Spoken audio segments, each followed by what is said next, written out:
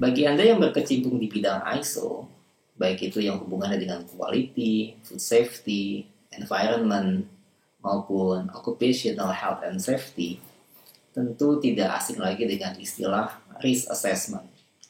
Karena itu adalah merupakan persyaratan wajib di ISO series yang saya sebutkan tadi itu.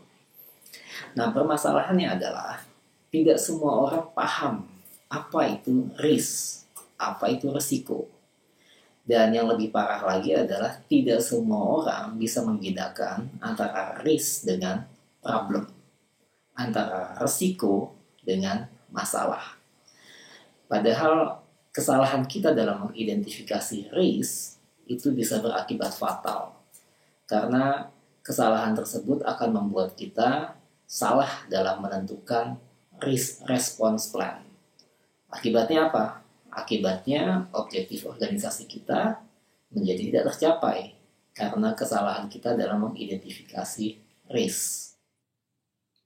Secara sederhana kita bisa mendefinisikan risk sebagai the uncertainty that matters, ketidakpastian yang penting. Jadi dalam hal ini ada dua poin yang perlu kita highlight. Yang pertama adalah faktor ketidakpastian, dan yang kedua adalah sesuatu yang penting. Ketidakpastian itu artinya dia bisa terjadi, bisa juga tidak terjadi. Artinya masih dalam bentuk potensi.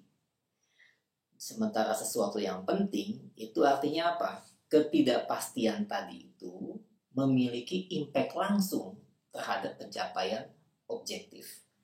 Jadi kalau ada ketidakpastian yang tidak memiliki impact langsung terhadap objektif, maka kita tidak bisa sebut itu sebagai sebuah risk.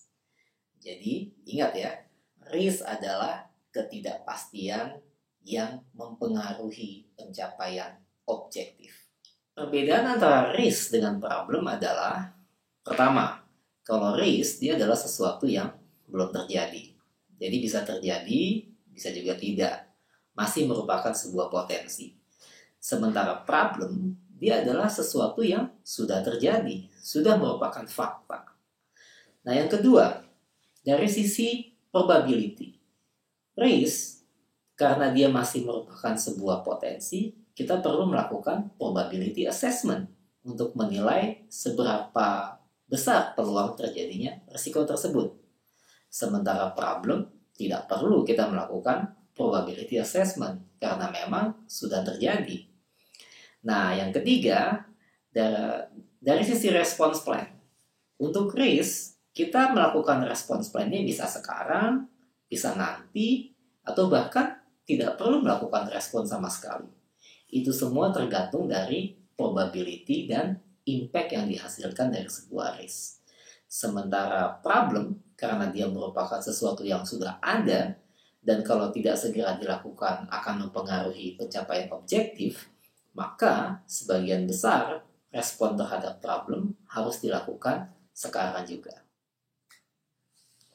Satu pembeda yang jelas antara risk dengan problem adalah dari sisi impact.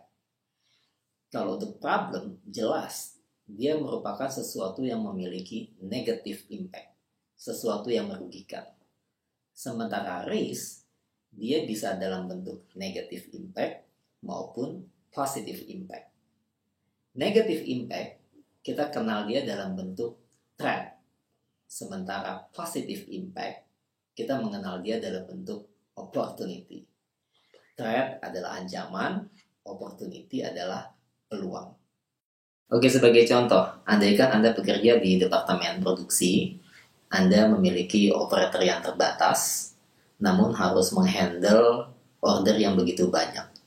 Akibatnya apa? Akibatnya operator Anda harus melakukan multiple job, artinya menghandle beberapa mesin sekaligus.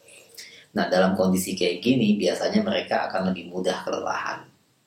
Nah, fakta bahwa Anda memiliki jumlah operator yang terbatas, mereka harus melakukan multiple job, mereka akan lebih mudah kelelahan, ini adalah merupakan kenyataan.